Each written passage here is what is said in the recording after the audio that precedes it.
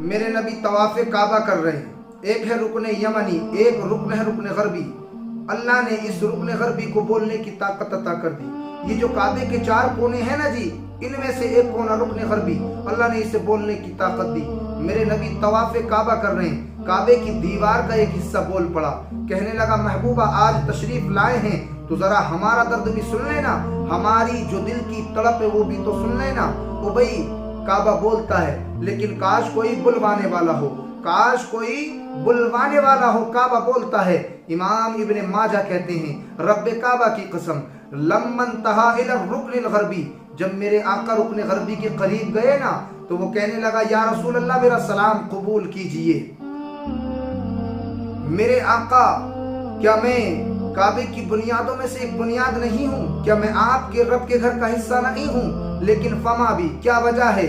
رکن یمنی کو سلام کیا جاتا ہے، حجر اسود کو سلام کیا جاتا ہے، لیکن مجھے سلام نہیں کیا جاتا۔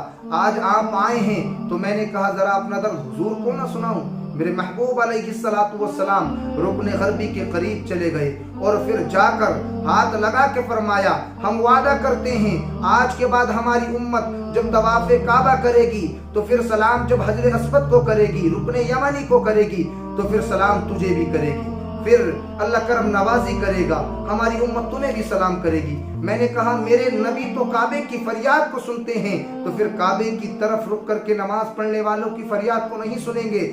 بریلی کے امام اعلیٰ حضرت فاضل بریل بھی فرماتے ہیں ہم یہاں سے پکاریں وہاں وہ سنیں، مصطفیٰ کی سماعت پہ لاکھوں سلام۔ حضرت ذوالنون مصری سے پوچھا گیا، حضرت سالم مغربی نے پوچھا حضرت یہ بتائیے آپ نے توبہ کیسے کی، آپ کو توبہ کیسے نصیب ہوئی؟ حضرت ذوالنون مصری فرمانے لگے میں ایک دن مصر سے ایک بستی کی طرف جا رہا تھا، رات کا وقت ہو گیا تو میں اسی بستی میں رک گیا۔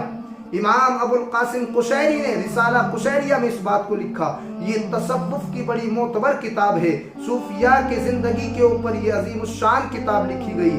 امام ابو القاسم القشیری رحمۃ اللہ علیہ فرماتے ہیں حضرت ذوالنون مصری نے فرمایا میں رات کو سو گیا، میں نے ایک منظر دیکھا کہ ایک درخت تھا جس کے اوپر ایک پرندے کا گھونسلہ تھا، وہ پرندہ زمین پہ گرا، جب گرا تو میں نے غور سے دیکھا وہ اندھا تھا، آنکھوں سے نابینا تھا، وہ جیسے ہی زمین پہ گرا تو زمین سے سونے کا ایک برتن نکلا، ایک چاندی کا برتن نکلا، ایک برتن کے اندر تل تھے جسے عربی میں سم کہتے ہیں، وہ تل تھے، اس پرندے نے تل کو کھایا اور پانی پیا اور پھر دوبارہ اپنے گھونسلے کی طرف اڑ کے چلا گیا۔ حضرت ذوالنون مصری فرماتے ہیں جب میں نے یہ منظر دیکھا کہ اللہ پرندوں کو کیسے رزق دیتا ہے، جب میں نے یہ منظر دیکھا کہ اللہ پرندوں کو کیسے رزق دیتا ہے، وہ نابینا بھی ہوں تو کیسے رزق دیتا ہے، میرے اندر سے دنیا کی ساری خواہش نکل گئی تو میں نے اسی وقت توبہ کی۔ میں نے کہا مالک آج کے بعد مانگوں گا تو تجھ سے مانگوں گا، پھر کسی اور سے نہیں مانگوں گا۔ اللہ قرآن میں فرماتا ہے وَمَا مِن دَابَّةٍ فِي الْأَرْضِ إِلَّا عَلَى اللَّهِ رِزْقُهَا، زمین پہ چلنے رینگنے والی کوئی چیز ایسی نہیں جس کا رزق کا ذمہ اللہ کے ذمہ کرم میں نہ ہو، وہی سب کو روزی دیتا ہے، وہی سب کا مالک ہے، جو اس کے حکموں کو توڑتے ہیں اللہ ان کو بھی روزی دیتا ہے، جو اس کی دہلیز پہ اپنے سر کو جھکاتے ہیں اللہ ان کو بھی دیتا ہے۔